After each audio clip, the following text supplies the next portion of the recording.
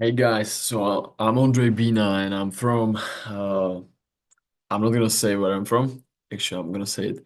So I'm from Czech Republic. It's one of the countries in Europe. And for this assignment, for this final assignment, I chose Sweden. Sweden is one of the countries the Sweden is part of European Union. And as you can see on the map right there, it's located on the top of the top of the Europe. Like it's part of the North North Europe. Yeah, like North like states, not continents, countries. Sweden is literally like in between Norway and Finland. And I prepared this little presentation for you guys, so I'm not gonna lost track of the information that I wanted to give you. So we have some structure there, and I didn't forget about anything. As you can see, the picture in the middle, on the picture in the middle, I chose like the typical kind of like houses, how they look like. As you can see, there's a snow. Sweden is really like a cold country. Personally, me, I wouldn't move there.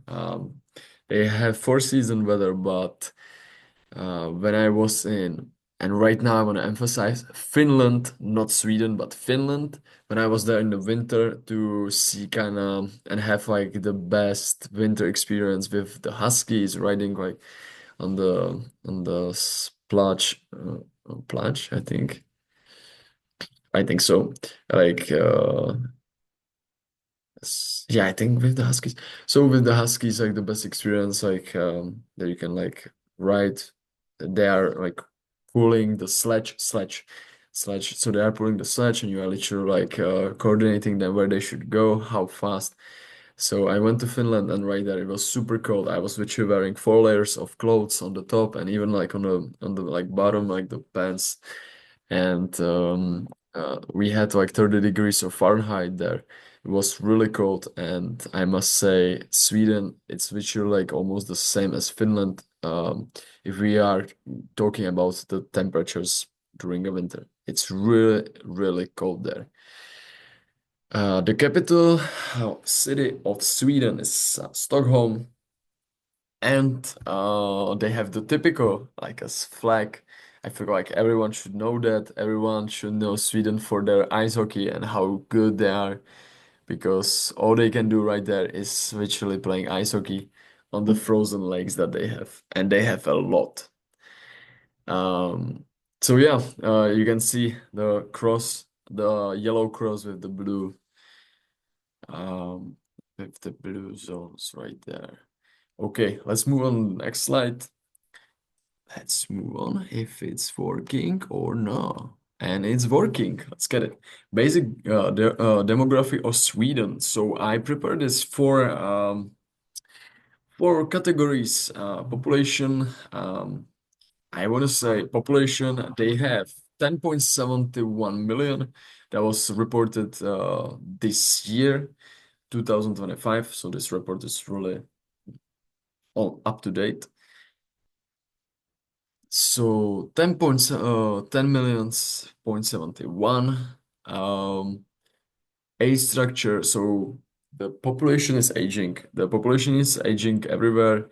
In Sweden, there is 18% under 18 years old, and then 19% of 19% of population that they are over 65 years and older. So that's their characteristics of age structure. Urbanization. With this, I want to say so 85% of population is literally living in the urban zones or urban areas. And for the ethnic composite, right there, I found out that Sweden has around 20% of immigrants, and immigrants that you wouldn't even maybe guess where they are from, but they are from Syria, so Syrians, and also Syrians and from Iran. So Iranians, I would say that's how they are calling. So this is just basic demography of Sweden. Um, Healthcare and education. Um, Sweden, without reading the slides, I must say I heard a lot about Norway, Finland, and Sweden, these three countries that we have in Europe, that they are really good at the school system. Their school system is really, really good. They have like a special system that they they they are like combining the work with the school, and it's different system than we have like in Czech Republic. Because in Czech Republic, for example, you are with the same kids like all the time. I think in Sweden, I don't in Sweden, as you can see, university rank highly globally, and that's really true because I heard a lot about Sweden universities, and some of my friends they went there, and they are telling me it's really hard. So yeah, so they are really like not famous, but it's profound that they are really good at that. Human Development Index, okay, so they are seven in the globally. They are like really into renewable energy sector. They are supporting electric cars and all of this movement. They are using many like a water pa, pa, pa. They are trying to utilize like the water energy that they are having. Water energy. They are trying to utilize the energy that they are generating through the rivers there, and yeah, and they are trying to literally be carbon free. Um, so as you can see, healthcare Sweden offer universal healthcare funded through taxes. Life expectancy is very high, 82.5 years. That's amazing. Education is free. That's same as in Czech Republic, between 6 and 16, and in Czech Republic is, for example, like till 25. Even the universities are free. S- And yeah, Sweden boasts a 99% literacy rate, and many universities rank very high globally. Okay, so that's healthcare and education for Sweden. Economic and development. From the economic standpoint and the income level of people. So the GDP per capita, 62,000. This is from 2024 estimate, and that's one of the highest globally. Income equality, inequality is relatively low. That's amazing because as I can see right here in Miami, the inequality is really high, and it's literally one guy is driving Bugatti, and he doesn't know what to do with the money. The other guy is literally like sweeping under the bridge, and it's homeless. So the equality right here, it's really high in United States compared to Sweden. Um, Labor force, Sweden has well-educated labor force. It's employing about 68% has jobs. Key industries include advanced manufacturing, services, technology, and renewable energy. Renewable sector is really, really big in Sweden. Social and cultural dimensions. So in Sweden and even like on the North, Finland and Norway, they are ranking really high for the happiness index. People are happy, people are enjoying life, people are enjoying to going to work there. Um, and it's amazing to see this the statement that they are literally that high globally in this happiness report. So that's amazing.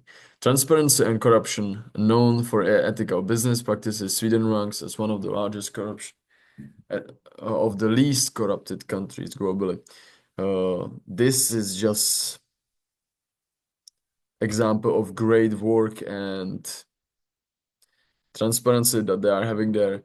As you can see, Sweden from only of these two aspects that I wrote here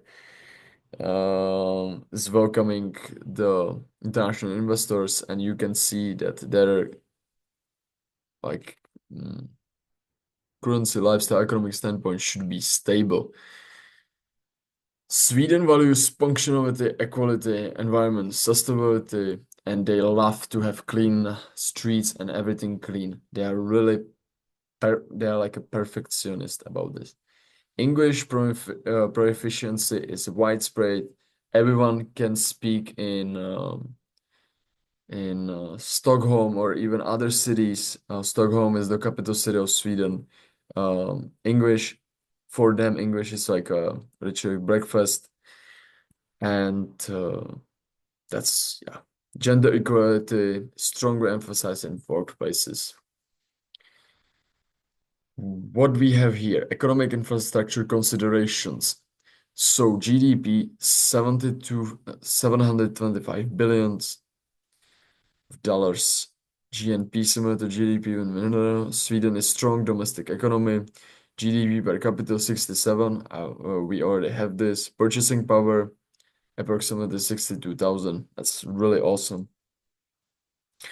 For example, if I'm comparing this to Italy, Italy will have much less purchasing power, or even my country, they will have really less power to purchase. International trade, machinery vehicles, and electronics, key trading partners, Germany, Norway.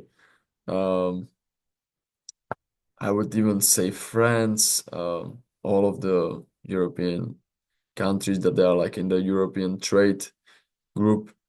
Sweden has high advanced infrastructure, ranking 7 globally. That's pretty nice to hear because infrastructure is important for faster delivery and transportation. Renewable energy accounts for over 50% of energy production and affecting the country's sustainability goals. This is great. This is great statistics, and I'm just hoping that more states or countries will have this information too in the future in their presentations and in their kind of in their backpack. High-speed broadcast internet and modern transportation systems support business operations. It goes hand to hand, and is it true? If you're gonna have like the highest and best technologies, the business is gonna be thriving, and you're gonna be one step forward. Let's see what we have here. Issues and conflicts. Conflicts right here. Political stability. As I told you, Sweden is really stable. Immigrant policies and international refugees persist. Rising housing costs and urban congestion are issues in cities like Stockholm. A lot of cities are facing this. The maybe the only solution can be living on like the kind of like the corners of the city, you know, Russia, Ukraine conflict, increasing defense spending, and decision to NATO. Climate change, the governments have investing in renewable energy and climate-friendly policies. And yes. And yeah, this is the sources that I was taking all the informations. And I'm hoping that you really like this presentation. I I made it I'm hoping that I made it simple, interesting. These two things I was trying to achieve, and fun. So I'm hoping that you enjoyed the my overview and a little bit even like my stories that I told you. And see you next time. Bye.